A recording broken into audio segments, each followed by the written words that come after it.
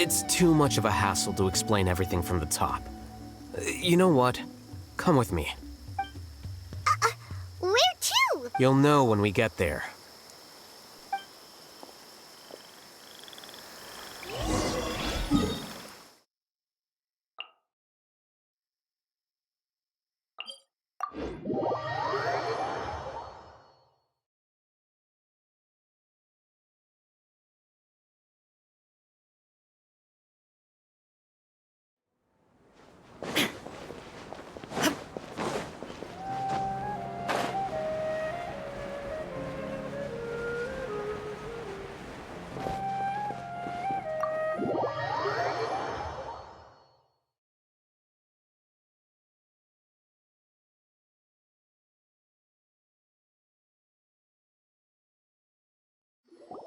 Is this your home?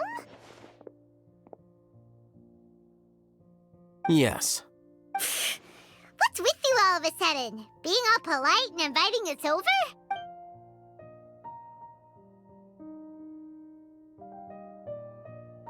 Ah, you're back. Quick, come help me see if this painting's all straightened. Huh? Who are they? Stop making a fuss. They're obviously guests. You're not from the academia, are you? I'm unsure she's seen you before. You're that person from that time in that one place! Wait, what? How do you know me? Oh no, do people know that I live here? What? You're embarrassed only now of all times? Oh, you guys are roommates! Yes we are, but keep that to yourselves. Please, don't tell anyone else. I keep a few books on collectives and the subconscious here at home. I'll get them. You all chat in the meantime. Hey! Hey! You're leaving just like that? What's the deal, Alhaitham?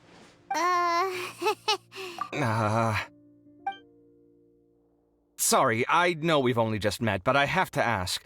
Are you, you wouldn't happen to be actors that Alhaitham hired to pretend to be his friends, would you? What? Guess not. I've never seen him invite friends home before, so please excuse my surprise. You guys get it, right? You know, with his temperament and stuff. But aren't you friends with him? I wouldn't say friends exactly. Okay, well, we used to be, but we're not anymore. Huh? Don't worry about it. My name is Kaveh. I'm sorry to have met you under these circumstances. Anyway, please don't say anything about me living here. You seem like you got a lot going on. So maybe Samora will make Paimon shut up. Are you serious? How could you? Of course. You're Alhaitham's friends. What? That was a normal response. You exposed your own weakness. Still, why do you have to treat me like he does? Judging by the deafening din coming from the living room, you all must be getting along quite well. Entertain your own friends, why don't you? I'll leave the books here.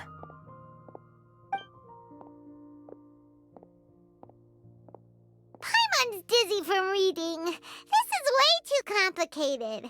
Why don't we just ask questions instead? Paimon wants to know, how did you know about the collective consciousness's weakness? A year ago, Siraj presented his thesis to the Grand Sage, who offhandedly asked for my opinion. I actually responded with 2 lines of reasoning. The first, as I've already said, was that his research was on human evolution, a subject prohibited by the academia. The second was that I thought the direction of his research was too extreme, but his approach too conservative. Wait, that's too conservative?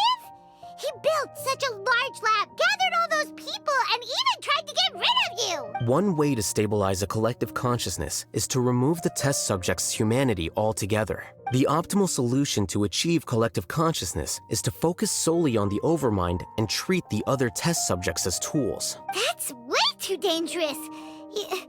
You're not seriously considering that, are you? 'Cause I'm merely stating the facts. If Siraj had done that, I would have felt his work to be just as senseless. It's impossible for any species to evolve overnight, and humans without their humanity cannot be called humans. That's why the academia prohibited research into human evolution. Most research of this kind tends to run contrary to evolution. Huh. Paimon can... Ha! That's rich coming from you. If humans aren't humans without their humanity, then you'll probably evolve into some other species in another decade, I wager. What about you? Are you going to devolve into a fungus? At least I'd be a fungus with empathy. Sorry for eavesdropping, but what happened to you guys? Are you in trouble? Sort of.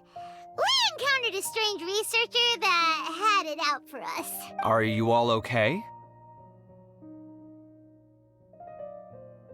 Huh. So that's how things went. Such is life. If only he'd known, Alhaitham could have stayed indoors today, and the whole thing could have been avoided.